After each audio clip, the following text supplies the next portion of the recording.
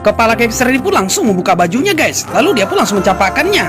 Kepala gangster ini pun akan bertemu dengan Perdana Menteri, lalu dia pun disambut oleh anggota-anggotanya.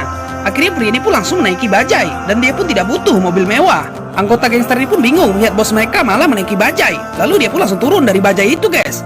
Biasanya kalau orang bertemu Perdana Menteri, dia akan memakai jas dan pakaian yang rapi. Tapi gangster ini tidak peduli, dia pun hanya memakai singlet hitam aja.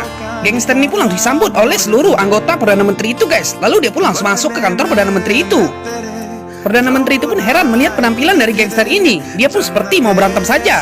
Akhirnya dia pun langsung masuk dengan gagahnya. Perdana Menteri ini pun mengira bahwasannya pria itu datang sendiri, tapi ternyata dia bawa anggota juga guys. Perdana Menteri ini pun langsung tersenyum melihat gangster itu datang. Lalu dia pun langsung duduk di hadapannya.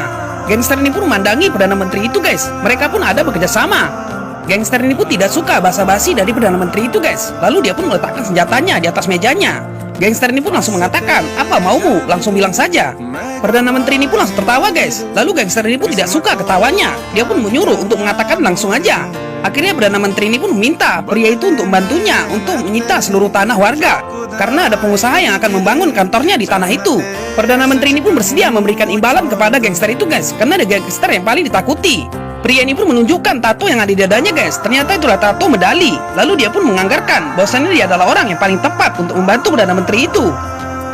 Akhirnya mereka pun setuju dengan kerjasamanya guys. Lalu gangster ini pun langsung bergerak. Dia pun adalah orang yang paling ditakuti di daerah itu guys. Tidak ada yang sanggup melawannya. Pria ini pun akan menggusur sebuah tanah karena dia akan mengambilnya. Lalu dia pun langsung menembaki orang yang telah melarangnya. Pria ini pun dulunya culun, tapi semenjak dia menjadi ketua gangster, dia adalah orang yang paling disegani dan juga ditakuti. Pasukannya pun juga banyak, karena dia adalah orang yang paling bisa membawa pasukan guys.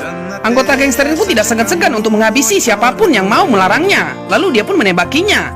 Perdana Menteri ini pun membawa pengusaha untuk melihat lokasi yang akan dibangunkan untuk pengusaha itu guys. Lalu dia pun menyuruhnya untuk mengosongkannya, karena dia sudah menyewa sebuah anak gangster.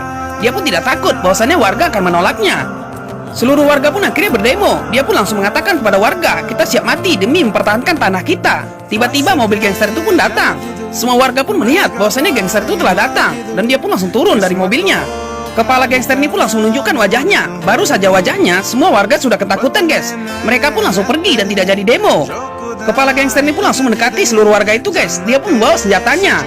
Akhirnya seluruh warga pun pontang-panting lari. Mereka pun tidak mau mengambil risiko. Pria ini pun langsung dipandangi oleh gangster ini guys, dan dia pun tidak lagi berani cuap-cuap. Gangster ini pun akan mengambil paksa tanah milik warga itu guys, karena dia sudah bekerja sama dengan Perdana Menteri. Lalu dia pun langsung melihat semua warga tidak ada yang berani untuk menghalanginya. Akhirnya provokator ini pun tidak berani juga, karena seluruh gangster itu memakai senjata. Gangster ini pun langsung memandangi sang provokasi itu guys, sehingga dia pun langsung nyalinya ciut. Bulldozer ini pun langsung digunakan untuk menghancurkan seluruh rumah-rumah yang ada di daerah itu guys. Itu adalah perintah dari ketua gangster itu. Lalu mereka pun langsung menghajar siapa saja yang mau menghalangi. Pria itu pun akhirnya duduk guys. Dia pun tidak terkalahkan, karena dia adalah ketua gangster yang sangat ditakuti. Lalu dia pun mengancam ke semua orang bahwasanya siapapun yang berani untuk melawannya akan ditembaknya. Ikuti terus pas selanjutnya.